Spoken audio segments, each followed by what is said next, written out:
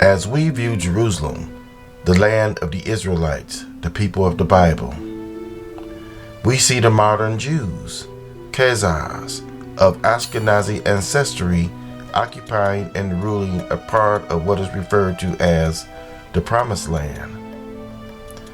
We are always bombarded with images and videos of the rabbis bowing back and forth at what many call the Wailing Wall.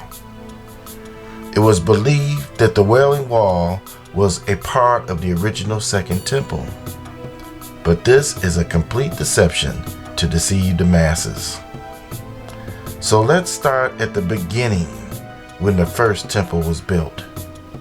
According to the Bible, Solomon's temple, also known as the First Temple, was the holy temple in ancient Jerusalem before its destruction by Nebuchadnezzar after the siege of Jerusalem, and its subsequent replacement with the Second Temple in the 6th century BCE, invasion and conquest.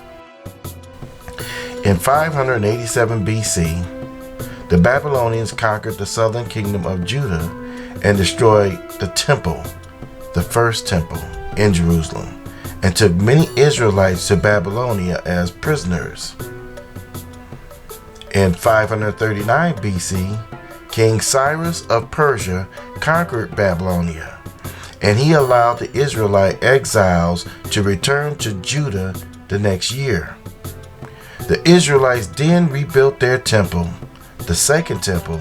Cyrus the Great, king of Persia, in the 6th century BC, announced in the first year of his reign that he was prompted by Elohim to make a decree that the temple in Jerusalem should be rebuilt.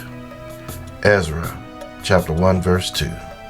Cyrus sent the Israelites under his rule back to Israel with the considerable sum of money with which to rebuild the temple.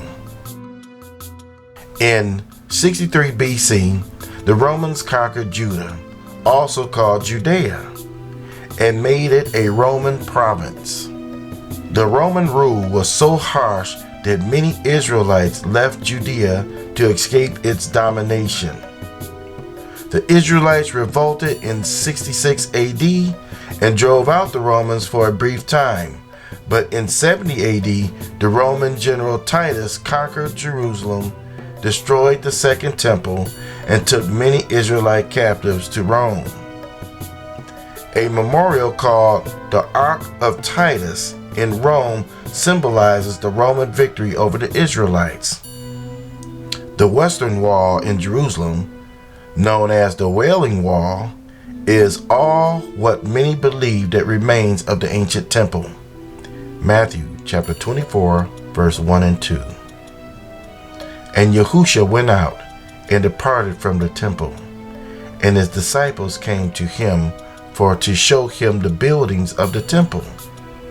And Yahushua said unto them, See ye not all these things? Verily I say unto you, there shall not be left here one stone upon another that shall not be thrown down. Wait a minute. The Wailing Wall has many stones. So, did I just hear the Mashiach say that there would not be one stone upon another? The passage in Matthew 24 is about the end of the world. So he's obviously talking about in the end of the world, it won't be one stone upon another. So why are we seeing this Wailing Wall then with all of these stones? The Wailing Wall has more than 10,000 stones that are still standing today. How in the world could the Messiah make such a prophecy, right? And we know this prophecy was true. So what's going on? I'm going to show you. When he said there shall not be one stone upon another, he was right. So then this Wailing Wall, what is it?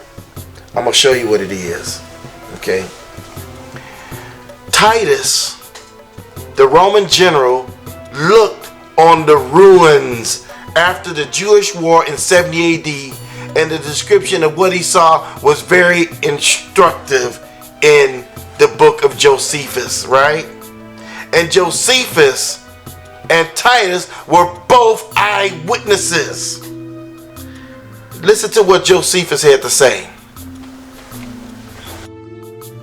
Josephus stated, "And truly, the very view itself was a melancholy thing. For those places which were adorned with trees and pleasant gardens were now become desolate country every way, and its trees were all cut down. Nor could any foreigner that had formerly seen Judea and the most beautiful suburbs of the city, and now saw it as a desert, but lament and mourn sadly at so great a change. For the war had laid all signs of beauty quite waste, nor had anyone who had known the place before had come on a sudden to it now, and he have known it again. But though he, a foreigner, were at the city itself, yet would he have inquired for it." War 6:1-1. Josephus mentions the other ruin of the temple and the city of Jerusalem.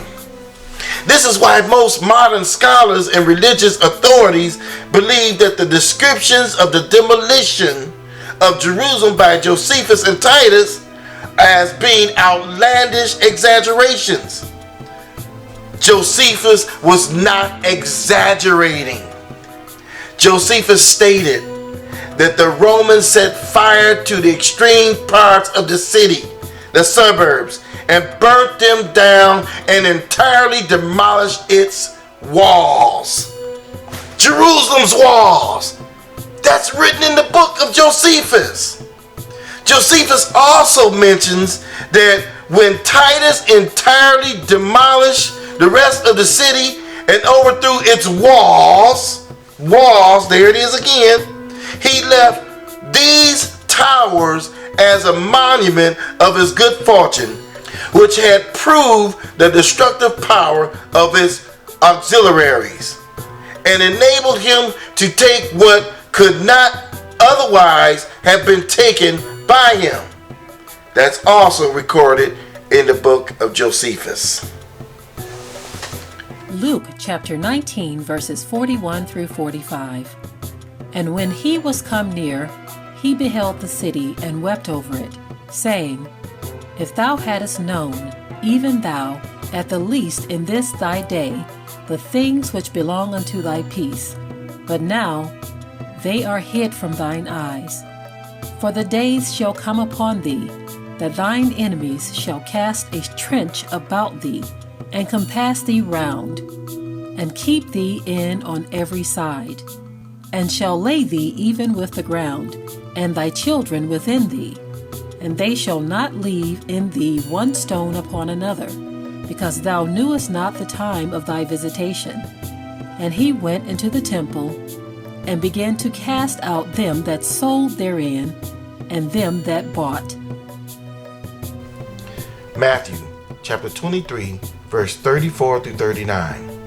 Wherefore, behold, I send unto you prophets, and wise men, and scribes, and some of them ye shall kill and crucify, and some of them ye shall scourge in your synagogues, and persecute them from city to city, that upon you may come all the righteous blood shed upon the earth, from the blood of righteous Abel unto the blood of Zacharias the son of Barachias, whom ye slew between the temple and the altar.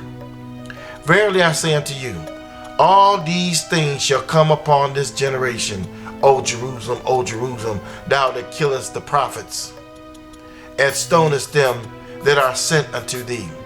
How often would I have gathered thy children together, even as a hen gathereth her chickens under her wings, and ye would not. Behold, your house is left unto you desolate. For I say unto you, ye shall not see me henceforth, till ye say, Blessed is he that cometh in the name of Yahuwah. Matthew chapter 24, verse 15-16. When ye therefore shall see the abomination of desolation spoken of by Daniel the prophet stand in the holy place, whoso readeth, let him understand. Let them that be in Judea flee into the mountains. Jerusalem is where? In Judea. So he's basically prophesying, telling you what's going to happen in the last days, right? And he's telling them that because Jerusalem, because Yah's people dwelling in Judea and Jerusalem have done this wickedness, have killed the prophets, he said, now all the righteous blood is going to come upon you. That's why he said there won't be one stone upon another, right? But we see these stones. We're going to get to that about these stones, okay? Daniel chapter 9 verses 24 through 27. 70 weeks are determined upon thy people and upon thy holy city, to finish the transgression, and to make an end of sins, and to make reconciliation for iniquity, and to bring in everlasting righteousness, and to seal up the vision and prophecy, and to anoint the most holy. Know therefore and understand that from the going forth of the commandment to restore and to build Jerusalem unto the Messiah, the prince shall be 7 weeks, and 62 weeks. The street shall be built again, and the wall, even in troublous times. And after 62 weeks shall Messiah be cut off, but not for himself, and the people of the prince that shall come shall destroy the city and the sanctuary, and the end thereof shall be with a flood, and unto the end of the war desolations are determined. And he shall confirm the covenant with many for 1 week. And in the midst of the week he shall cause the sacrifice and the oblation to cease. And for the overspreading of abominations he shall make it desolate, even until the consummation. And that determined shall be poured upon the desolate. This passage actually sounds like it's talking about when Yahusha, the Messiah, was crucified, and the people of the prince that shall come, talking about Caesar and Titus, that gave orders to the destruction of Jerusalem in 70 AD. Now there's much information being put out there about the third temple or the rebuilding of the temple. There's talks right now that they are attempting to do that, rebuild the third temple. And a lot of people are excited. They feel like this is some type of prophecy being fulfilled. This is because most people have never really studied these things out. They don't understand all of the context surrounding the first or the second temple. And so therefore, when they hear that the Jewish people are talking about rebuilding the third temple, everyone's excited. Oh, this is the fulfillment of biblical prophecy. Oh, this, oh, that. But when you really take a closer look at what's actually happening, you will see all of the deception that is coming at us. And the Bible warned us that in the last days that there would be much deception. And so these are the things that we must look for. And you have to study to show yourself approved. You have to look at these things. You have to analyze these things and make sure that what is being told to you is actually the truth. Because through Christianity, so many false doctrines have been circulated. Christianity has us believing all kinds of things. I mean, think about the whole concept of the rapture. They wrapped it all up in several movies, okay? One of the most famous movies was the Left Behind series. And in the Left Behind series, they had you thinking that millions of people were just going to vanish, just into thin air with the twinkling of an eye. All of these people were going to be whisked away, and all of these car crashes and airplane crashes and people just vanishing because they were these righteous, holy people that were going to be raptured to heaven. Well, that couldn't be further from the truth. When you really look at the Bible and what it talks about as far as the catching away, it is not what the Christians have presented to the world at all. Nothing even close to it. The majority of the people in the world today, especially those who they believe are going to be raptured away, are going to be left behind for real. When you take a look at all of the different doctrines that have been circulated, you will understand why it's very important that you also get an understanding on this third temple doctrine. And you will begin to see very clearly the deceptions that are just very, very obvious. Hopefully through this documentary here, you will understand or have a better, more clear understanding of the deception surrounding the rebuilding of the third temple. 2 Thessalonians chapter 2, verse 3 and 4. Let no man deceive you by any means, for that day shall not come, except there come a falling away first, and a man of sin be revealed, the son of perdition, who opposeth and exalteth himself above all that is called Elohim, or that is worshipped, so that he as Elohim, sitting in the temple of Elohim, showing himself that he is Elohim. Paul states in 2 Thessalonians chapter 2 verse 7, he states that the mystery of iniquity was already working in his time.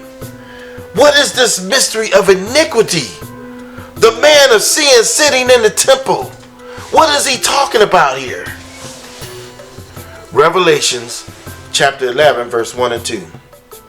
And there was given me a reed like unto a rod, and the angel stood, saying, Arise, and measure the temple of Elohim, and the altar, and them that worship therein. But the court which is without the temple leave out, and measure it not. For it is given unto the Gentiles, and the holy city shall they tread under foot 42 months. Wait a minute. It's given to the Gentiles? For how long? 42 months? That's 3.5 years. Pay attention. Give it to the Gentiles for 3.5 years. What part is given to the Gentiles? The court of the temple is given to the Gentiles. Now pay attention. In Revelations chapter 11 verse 3. And I will give power unto my 2 witnesses, and they shall prophesy 1,260 days, clothed in sackcloth.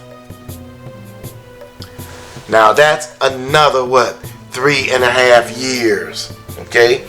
Now what's going on here with these scriptures? I'm going to show you. Okay. So now let's go to when we're talking about the harvest, because the harvest in Revelation 14 is going to bring it all together, sort of. So I want you to pay attention, okay? Revelations chapter 14, verse 14 through 17. And I looked, and behold, a white cloud, and upon the cloud was one like unto the Son of Man, having on his head a golden crown, and in his hand a sharp sickle. And another angel came out of the temple, crying with a loud voice to him that sat on the cloud, Thrust in thy sickle and reap, for the time is come for thee to reap, for the harvest of the earth is ripe.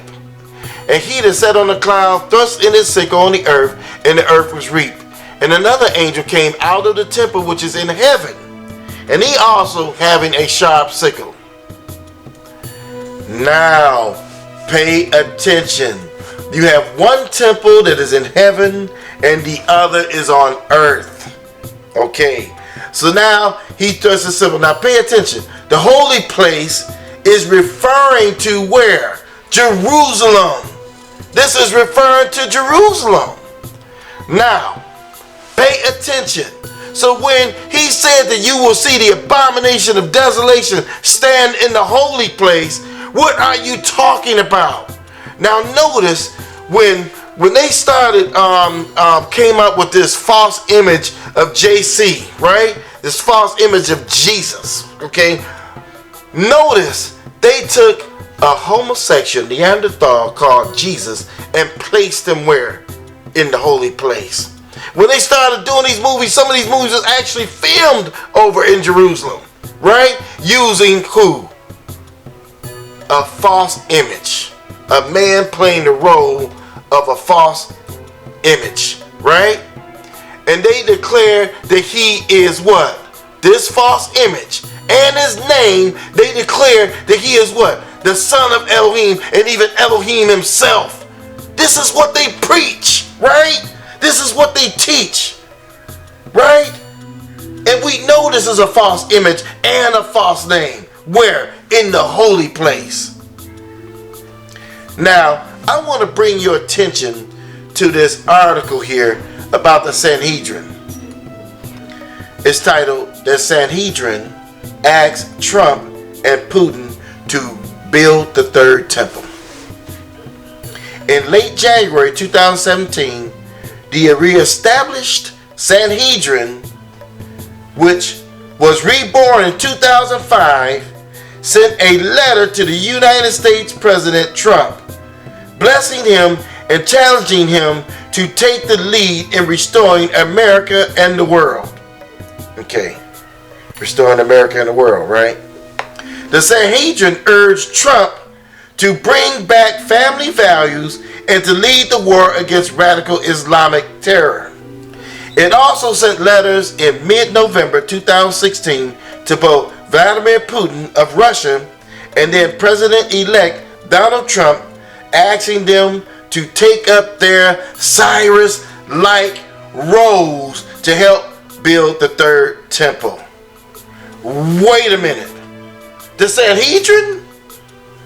The Sanhedrin was a council of Jews that came together.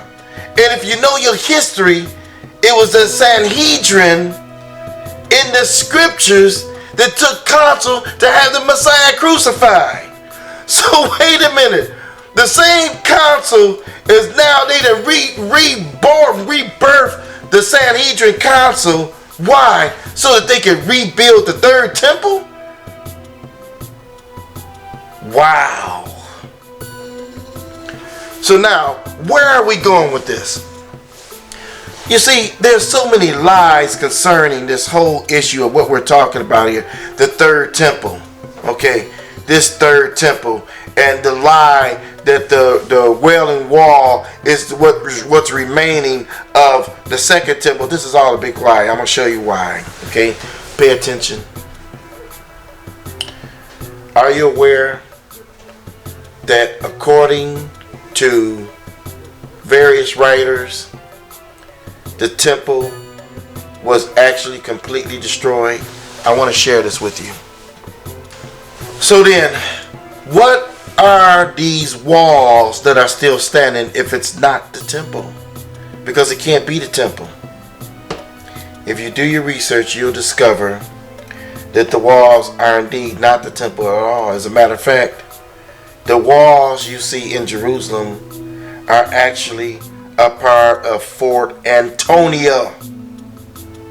Fort Antonia was a fort that was built by the Roman Empire so that they would have a place to rule Jerusalem. And it was attached right to Jerusalem. That was their wall. That's why they left it standing. It was a part of their fort. But we have these Christians and we have these Jews pushing the lie that this is a part of the second temple. The Wailing Wall is a part of the second temple. This is one big, huge lie. And it was a big lie so they get funds for people all over the world. Hey, we're the people, we're wailing at the wall. Look at us, we're crying at the wall, bowing back and forth every day at the wall. Which, it's not the wall, that's Roman property. That was a fort that was set up in Jerusalem by the Roman Empire. And we see them bowing back and forth at this Roman monument. So what did that tell you about them? Maybe they are truly Romans. We know that the Romans are Edom. Interesting, huh? Now, I can remember as a Christian when I would see the Jewish people over at the Wailing Wall. I thought that was something just so beautiful to behold.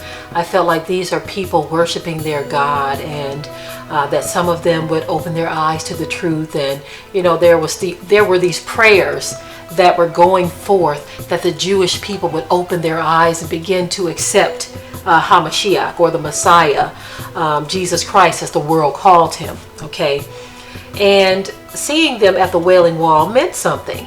But when you understand the deception surrounding even that, you say, wow, so much deception. The Bible told us that in the last days that knowledge was going to be greatly increased. And so that is what we see happening. So now when I look at them at the Wailing Wall, I see the deception in that. And I see that they are not actually the people or the ancient people of that region. They are Jewish converts into Judaism, but they are not the descendants of the tribes of Jacob.